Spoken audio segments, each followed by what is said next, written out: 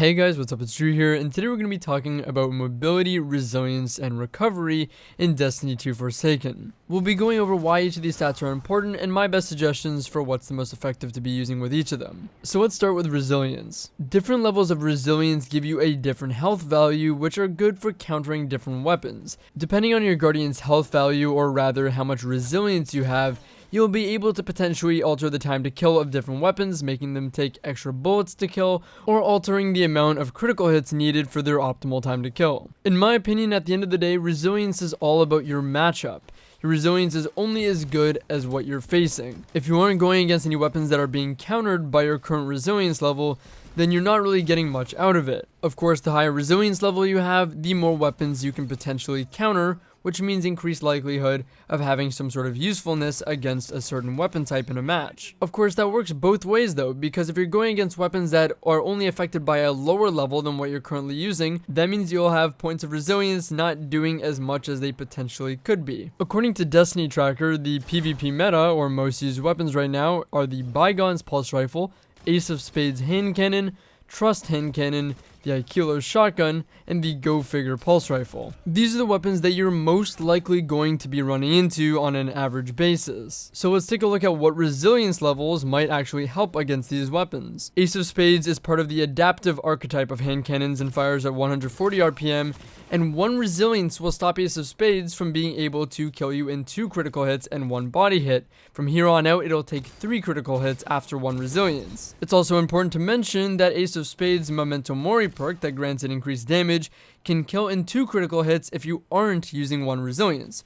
So 1 resilience will stop Ace of Spades from being able to kill you in 2 crit hits with Memento Mori active. Trust, as well as another incredibly powerful hand cannon, the Luna's Howl, or even Not Forgotten, are 180 RPM precision hand cannons. These hand cannons can kill in 2 crit and 2 body shots, up until 5 resilience, where it becomes 3 crit and 1 body shot. Also, using 6 resilience will add on 1 additional bullet to kill if you're hitting only body shots, going from 5 shots to 6 shots to the body to kill. Go Figure is part of the aggressive 4-round burst pulse rifles archetype. Using 1 resilience against Go Figure will increase its body shot time to kill from 12 body shots to 13 body shots total, which is just a bit over 3 bursts for this pulse rifle. And using 4 resilience will change the aggressive burst pulse rifles from a 6 crit 2 body at 3 resilience to a 7 crit 1 body at 4 resilience for an optimal time to kill. 6 resilience gives Bygones a harder to attain optimal time to kill, taking 6 crit 1 body instead of 5 crit 2 body, and also gives it an additional bullet to kill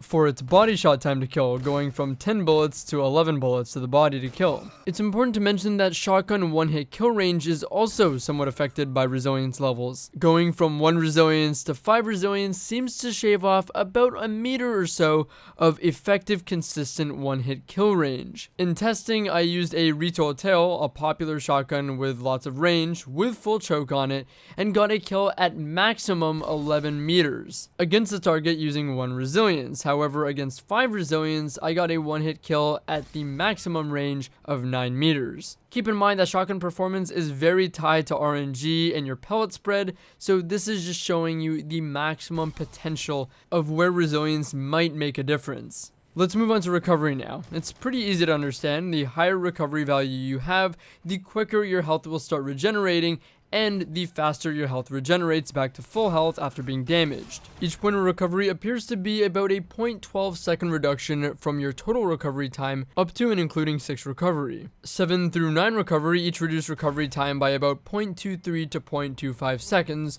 while 10 recovery provides the most benefit, reducing recovery time by a whole 0.35 seconds. Between 2 and 6 recovery is only about a 0.49 second difference, and between 0 and 6 is a 1.13 second difference.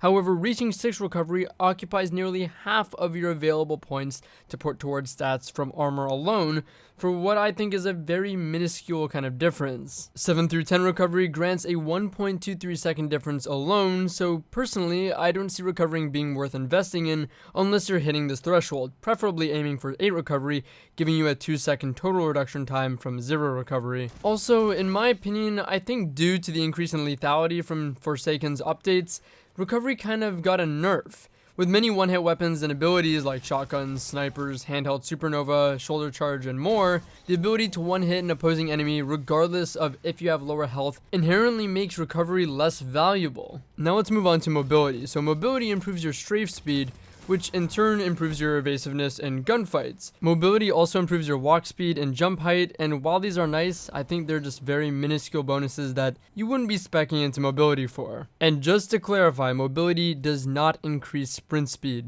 I think it goes without saying that the faster the mobility, the faster strafe speed you're going to have, but I don't think this is a stat that we can factually break down which one is the best or which level is the best. I think that more speed doesn't necessarily mean it's better. It's about what you're comfortable with. The best strafe, in my opinion, is the strafe that lets you hit the most shots. Moving super fast back and forth isn't really putting pressure on your opponent. What's putting pressure on your opponent is landing your shots effectively on them while having a degree of evasiveness. That being said, find a mobility stat or level that you feel most comfortable with and you hit the most shots with. If slower character movement helps you hit more shots, then go with that, and then you get more stats to put into resilience and maybe recovery. Or if feeling snappier or quicker with your movement helps your aim, then crank up the mobility stat. One thing I will say, and I don't know if this is quite the same on mouse and keyboard, but as a controller player, and as I think the majority of you guys being controller players, I know that aiming isn't just about your right stick movement and your crosshair movement, it's also about your character's movement. And for me, I'm someone that likes to aim a lot more with my character's movement, aka the left stick, than I do the right stick. So because I like to use my character's movement more to help me aim in gunfights, I tend to like a higher mobility stat. For me, the sweet spot is anywhere between 6 to 8 mobility. So try and maybe pay attention to that and decide what might help you the most. Armor sets in Destiny 2 Forsaken without any mods will allow you to have 13 points total to put and invest into different stats, depending on what the armor allows you to invest in. For example, mobility armor will provide additional mobility and will let you choose an additional point based on the armor's options. Remember, you can exceed the 13 points that armor naturally gives you to work with, but it will occupy up to 5 mod slots on your armor depending on how much you want to exceed that 13 points. And just keep in mind that those 5 slots that you use to exceed your 13 points are also used for your ability cooldowns, so you'll be costing your ability cooldowns as well. Personally, I think the most concrete stat is going to be the resilience stat. Decide on how many resources you're willing to commit to this and what's most important for you to counter. For example, for me, I think the best possible resilience stat is 5. It doesn't require a lot of resources, and it counters pretty much everything on the list, including Luna's Howl, Ace, and the 4 burst pulses.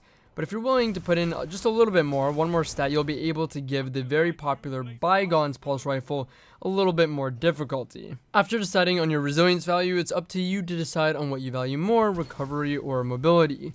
Again, like I said with high lethality, I don't see as much value in recovery, so that leaves me with more mobility to invest in. Where for me, I feel I land the most shots, like I said, and feel the most fluid at anywhere between 6 to 8 mobility.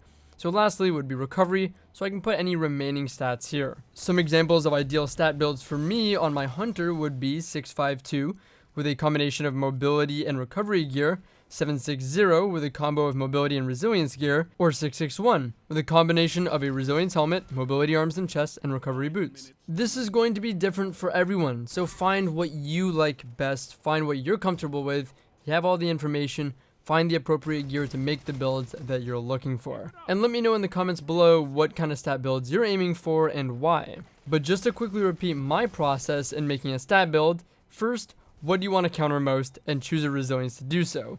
Next, what mobility do you feel your movement is best at and allows you to hit shots. Choose a mobility that feels good.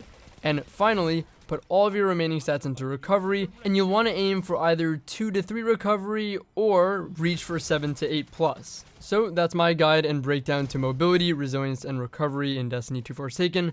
I hope you guys enjoyed the video and found it helpful, and good luck on your builds. Thank you so much for watching, and as always, it's me, Drew here today, and I'll catch you guys later. Could not ask for a better victory.